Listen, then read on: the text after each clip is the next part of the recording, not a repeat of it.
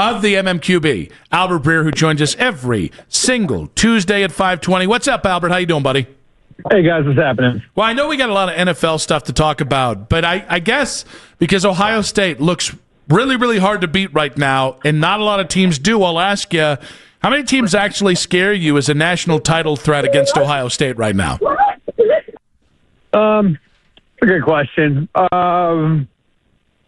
Yeah, I think like Alabama and Georgia, because I know that the talent is there, right? Like, so, like you watch Alabama or Georgia, you can see they should have dudes everywhere, the same way Ohio State does. So I think those two would be in that category. And scare is probably the wrong word. I wouldn't be scared by much with the team we have right now, but and then I think Notre Dame, like I really like where Marcus has brought that program. And, I think you're starting to see the way that he's recruiting with some of the high-end guys. Like Love is obviously one of them, but, I think Notre Dame's talent, like the talent level is starting to escalate there to the point where it's like you could see, and I think you saw it like at the end of the game last year when Ohio State took its foot off the gas a little bit, where they can at least on a consistent basis play with Ohio State, And I always felt like in the past maybe that wasn't the case. You know what I mean? Like where they would need to play their best and it probably still wouldn't be enough. I don't think it's that way anymore with Notre Dame. They're getting closer. Albert, Carnell Tate getting a lot of love on this team, more than I think Emeka Egbuka did all of last year. But I love Carnell Tate being positioned as Emeka Egbuka 2.0, a guy that's being slept on a little bit because of who he plays across from. What do you think about that comp? I think he's sort of a different player. Like he's taller. I think he's a little bit more of an outside player, where Egbuka's a little bit more of a slot, like a little bit better inside. But I think there's the reality of it is like, I mean, do I think he could project to be someone's number one? Yeah. And that's the crazy thing about the talent that Hartline's brought through there. And Ryan's brought through there over the course of the last 5 or 6 years. I mean, you guys think about this, right? Like, so Jackson Smith and Jigba never went through a year as the number one option in the Ohio State offense. Think about that. He's on pace right now to break the NFL single season receiving yards record. Emeka Egbuka is probably the offensive rookie of the year. He was never the number one receiver at Ohio State. So I think it's a reflection of where the talent level is in that room in general. And, I think that's where maybe these guys, like, it's like you look at every one of them and it's like, okay, like he's already really good. And there's probably still a lot more meat left on the bone because there's so many mouths to feed right now in Columbus. It's a pretty incredible thing. And I think we all know what Jeremiah is and what Jeremiah can be. But I think Tate's got a bright future and by all accounts, the right kind of kid. And it wouldn't surprise me to see him follow, in the footsteps of JSN and Egbuka and become a number one receiver in the pros after not being one in college. All right, Albert, before we get to the Browns win from this... By the way, like you guys can let me get one off here. Would Carnell Tate be the best receiver in Michigan history? Oh, Braylon Edwards, come on! I think we all thought Edwards, right? You guys can clip that if you want. Like I think Carnell Tate, if he was playing there and they were feeding him the ball, might become the greatest receiver in Michigan history, and he's not even the number one receiver on his own team. I like it. I don't care. Well, we'll see what Keith does with that. We'll let it stand. That's fine.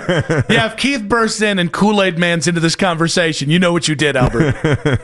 Albert, before we get to the Browns win, we were just talking about you sat down with Joe Flacco. You asked him about being traded, and I thought Joe's answer to that and how basically the Browns had presented him with the idea of the trade was really interesting. Can you walk us through that? Yeah, so it really wasn't on his radar, at least according to what he told me. And the Browns didn't initiate the talks with the Bengals. So that's an important piece of this. And I think, I did a column last week on this, like the process they went through, and there were 12 or 13 different quarterbacks they evaluated, a wide range of guys, like Tommy DeVito was on the list, Stetson Bennett was on the list, and then like Derek Carr, Kirk Cousins, so they were on the list too. And Flacco kind of was one of the reasons they liked Flacco among the group was because like he had so much experience in a predominantly drop back game, right? Like he played that game before, and that's what the Bengals do with Burrow. so it caused the least disruption to their offense. Like, that would be the easiest thing for Jamar Chase, for Andre Davis, for T. Higgins, for all those guys. Like, the easiest translation would be Joe Flacco. So the Bengals have that interest, and they express that interest to the Browns, and then the Browns present it to Flacco and say, hey, is this something that you would personally be interested in? And he said he said he liked the idea of it, and obviously the rest is history. I thought just as interesting, I did ask Joe too, I'm like, would this have been the same answer regardless? Like, if any other team were giving you the opportunity to start, did you just want to play? And like, he was kind of coy on that, where he said, well, you know, I'm not sure I can really answer that. You know, I don't know.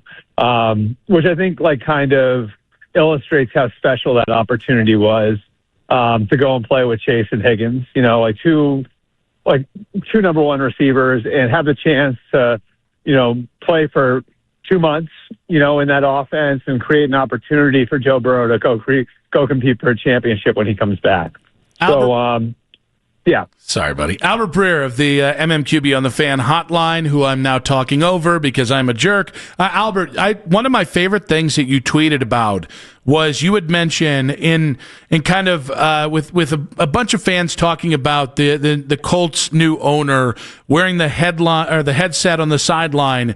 You mentioned that you know of a few NFL owners that can listen into the headset in their suites during home games.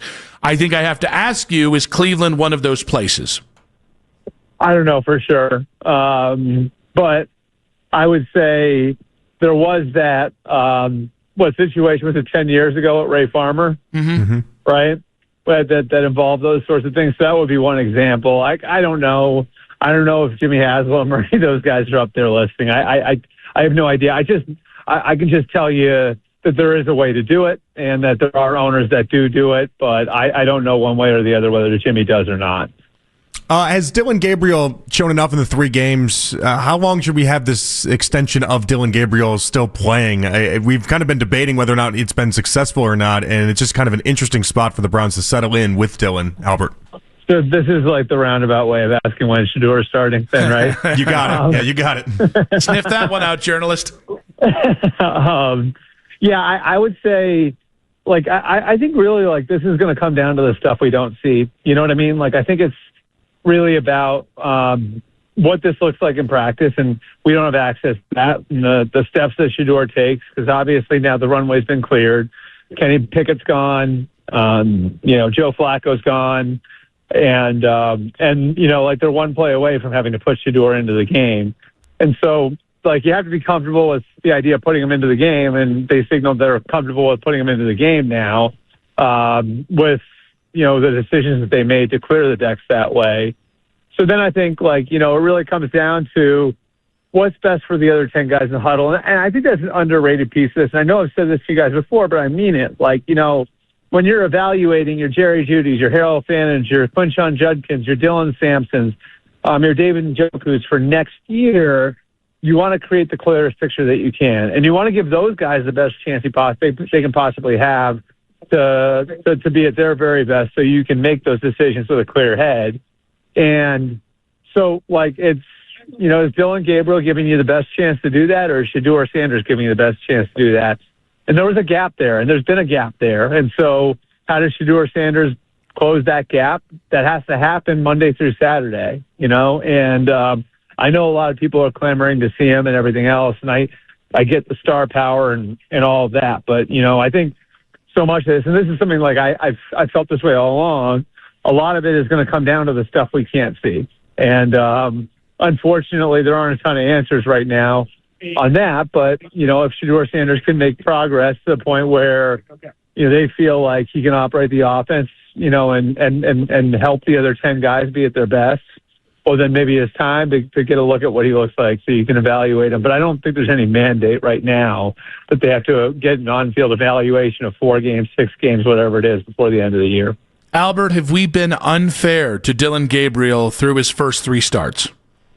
Sure, because you're looking over his shoulder at the next thing already the minute he got in there, right? Like, I think that piece of it to me is like what is unfair. Like, if Shedeur Sanders wasn't on the roster, you guys would probably say, okay, like, well, this would be interesting. Let's see where he goes the rest of the year. Unfortunately, because of the fame of one player versus the other, like the immediate thing was how long until we get to see like that guy over there, you know? I think Dillon's been fine. You know, I personally don't like look at Dillon and like say like, yeah, he's going to be someone's starter, you know, over a long period of time. But, you know, he does strike me as guys is somebody who's going to play for a lot of years in the league. Like, I think this is a guy who is at a baseline going to carve out a 12, 15-year career for himself as a backup, and we'll see if he can be more than that. Yeah, but right now, I think on a game-to-game basis, it gives you an opportunity to be competent out there. You know, and hey, look, like I think that, you know, the guy they just won a game, you know, so there's that too. I think you got to give him a chance to grow and see where he can take it with the group that he's in there with, and you know, I think at the very least it's, you know, another sign that, you know, they did really well in the draft, of course, with everybody else, Graham and Judkins and Schlesinger and Fannin, you know, all those guys in that mix too, Sampson as well. I think a lot of people, Albert, were surprised that Mike McDaniel wasn't fired on Monday. I'm one of them. Yeah. How did you see it? So I think that, like, this one's interesting because I don't know at this point, like, how that, after the way they played in Cleveland on Sunday, right? What at this point are you selling the players? And this goes back a couple of years, right? Like, when they were really rolling with Mike the first couple of years, there was sort of this star system there where, you know, guys like Jalen Ramsey and Tyreek Hill were playing by a separate set of rules. It wound up biting them at the end in 23 when a bunch of those guys on the defensive side clashed with Vic Fangio, and it wound up driving Fangio out of there. Then last year, you know, like, it's sort of the same setup with the players, and you're not winning as much, and that's how you start to lose guys. It's like, well, wait a minute. This guy over here is getting away with whatever he wants to do, and I'm working my tail off, and we're not winning. And so this year they tried to circle back, and they traded Ramsey, and it was like, okay, like, how can we reset things here? And so they tried to, like, lean into, we're going to bring in good character guys. The question is, was this thing already so far gone that you can't reel it back in? And that's something that I think over the coming weeks, Stephen Ross and the top executives in Miami are going to have to answer. Because I really think, like, and I believe this, guys, like, I think there are two legitimate reasons to fire a coach this early in the season. Number one is because you want to get a look at somebody else on the staff, and you're done with the guy in charge, which you could argue maybe the Dolphins check that box because Anthony Weaver is really well regarded on their staff, their defensive coordinator. Or two, things have become toxic to the point where it's going to affect the development of your young players. And I think you could argue that they're getting closer to that also. So I'll be interested to see the way the next couple of weeks play out. I don't think, like, Tua showed great leadership over the last couple of weeks either. So that's a factor in all of this.